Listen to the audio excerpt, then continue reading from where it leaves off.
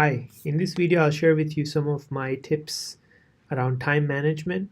I learned most of this from this book, Effective Executive. So there are three steps towards time management. Recording where your time is going is your number one step.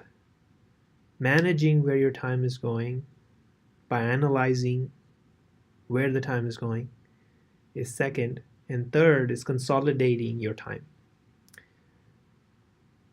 The number one biggest realization is that no matter what you do, you cannot buy time. Over time, you can make more money, but you cannot really buy time. So time is a very scarce resource, something that we have to get really good at managing, especially if we want to scale ourselves, the kind of work that we do, scale our team. The first step, as I said earlier, is to record your time. What we think our time, where we think our time is going, and what the reality could be very different. Meaning you think that your time is going here, but in reality, if you start recording, you may realize that your time is actually being spent somewhere else. So relying on your memory or your gut feeling is not a good idea based on some of the research the author has done in this book. So try to record your time. Maybe you are very close, but maybe you're not. If you're not, you will know very soon. So record your time. The second step is to analyze from the recordings. When you do that for 2 weeks or 4 weeks, you will know that there are a lot of things that are purely wasting your time. And those things you could just stop doing and nothing would happen. So just stop doing those things. Those are pure time wasters. There might be areas that you've taken on responsibilities that you can easily delegate or get help. Now you could delegate that and save a lot of your time. That person could do it much better than you. So delegate things that you can have better owners for. And the major chunk of what you'll find when you analyze your time is that there are a lot of things that are purely wasting time that can be controlled. Like, for example, if you've historically set up a lot of meetings, now you realize that how much time you are spending in those meetings. If you've set them up, but if you accept a lot of those meetings where you don't know what your role is in the meeting, what is the agenda for the meeting, what is the purpose, then you might want to ask those questions and be clear. For me, what I've found is 9 out of 10 times I can skip a lot of meetings. Primarily because when I start asking, hey, do you really need me in this meeting? What is the agenda for it? What do you want me to contribute? You might realize that you can delegate it to someone else. You might realize that there is no clear agenda, that it's okay for you to skip. So saving your time in meetings, in how you organize your schedule. You might have had back-to-back meetings, realize that has a lot of context switching. So you cannot really do deep work if you have a lot of context switching between meetings.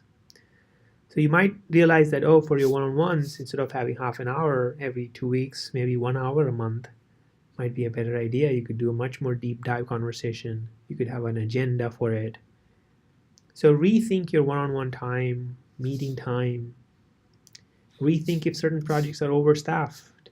If you have more people than in a project than it's needed, then they'll mostly be spending time collaborating, ramping up.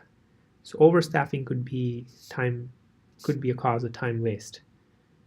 If information is not correctly accessible to the right people at the right time, then there is an issue around misorganization in your team. Maybe you want to streamline some of these processes so that everything that a person needs to know is they know it at the right time.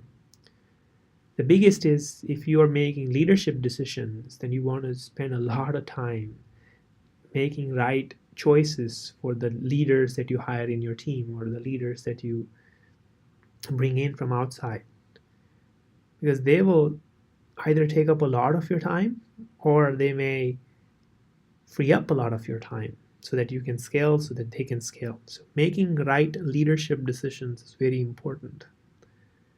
And if you see issues that come up that you're spending a lot of your time debugging at office, then maybe there are certain generic issues that can be fixed for long term so that you don't have to constantly firefight those issues. So this is the second biggest, most important step. Find out wasteful times that you can easily control, and you will find that 90% of that is that case. So again, first step is to record your time. The second step is to analyze where your time is going, and then stop doing certain things that can be stopped, delegate things that can be delegated, and majority of it would be under your control. So be more mindful about those meetings. Final but the most important tip around time management is consolidate your time. As leaders, as an effective executive, you will have very little discretionary time. By that, what I mean is the time that you have on your own to think long term, to think about the strategy, to think about decisions that impact not day to day, but months out, like 6 months out, a year out, thinking of competition, thinking of competitive landscape, thinking of people alignment, thinking of cross-team collaboration, dependencies, needs. So you have very little discretionary time. The best way you can use it is by consolidating them in large chunks of time. Like for example, in the morning, you could say, hey, for the first 3 hours, I'm meeting no one, one way. So if you have large chunks of continuous times, then that will help you do deep work in that period of time instead of small time slots getting small things done. So consider that, because you're also less context switching. You can actually get a lot more done. So the 3 steps again are to find out by recording what's happening, analyze and make changes. And then when you're making those changes, try to consolidate your time in ways that help you do effective deep work. So those are some of the tips for time management. Few inspiration when I read this chapter for me was I've changed one of my one-on-one schedule to be more deep, slightly longer duration, but like less frequent. It's helped me actually provide value instead of it being superficial. I have blocked certain hours in the morning where I'm actually focusing on that one important thing that I'm responsible for contributing to my organization. And I've reduced a lot of meetings, and I send meeting notes before, and the agenda is clear.